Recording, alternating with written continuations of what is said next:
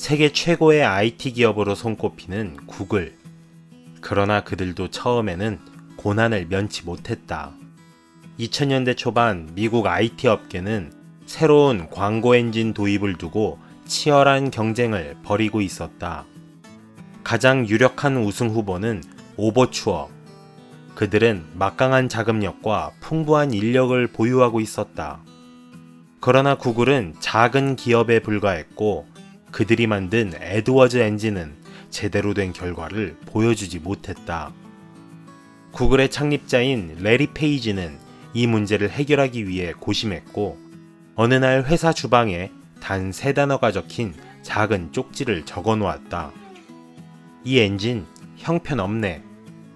그리고 이 쪽지 한 장이 모든 것을 바꿔 놓았다.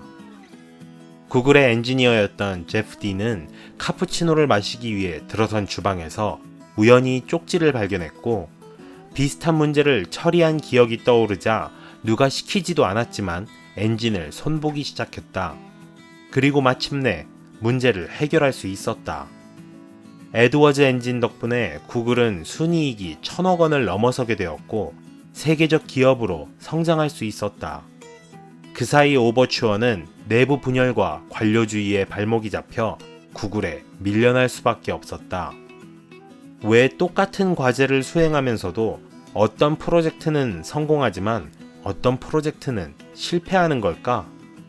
이 질문에 답을 찾기 위해 MIT에서 연구가 시작되었고 성공하는 프로젝트에 공통점이 드러났다. 비결은 바로 높은 소통 수준.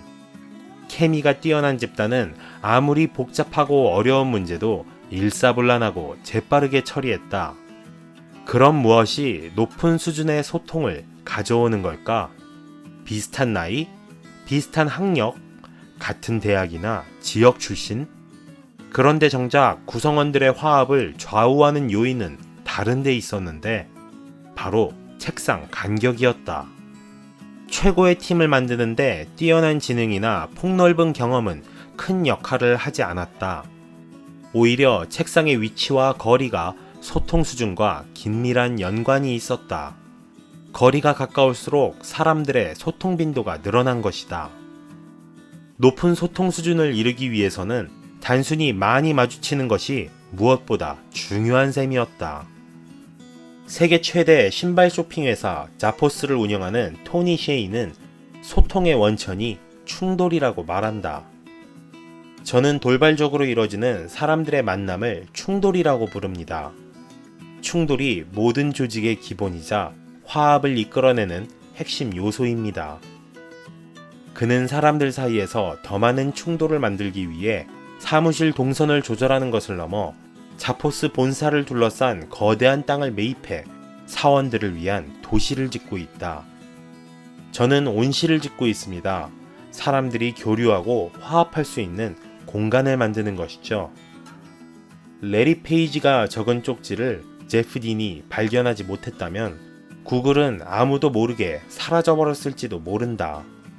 그러나 구글의 창립자와 한 엔지니어는 회사의 주방에서 쪽지를 통해 충돌했고 그 결과는 기적 같은 성과로 돌아왔다.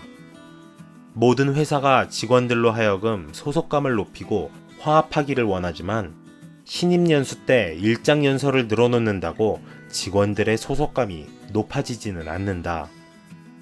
오히려 소속감과 협동심은 사람들이 마주치는 가운데 오고 가는 소소한 친밀감에서 발생한다. 이를 위해 성공하는 기업들은 고급 커피 머신을 설치하고 휴게실을 넓히는 일을 마다하지 않는다.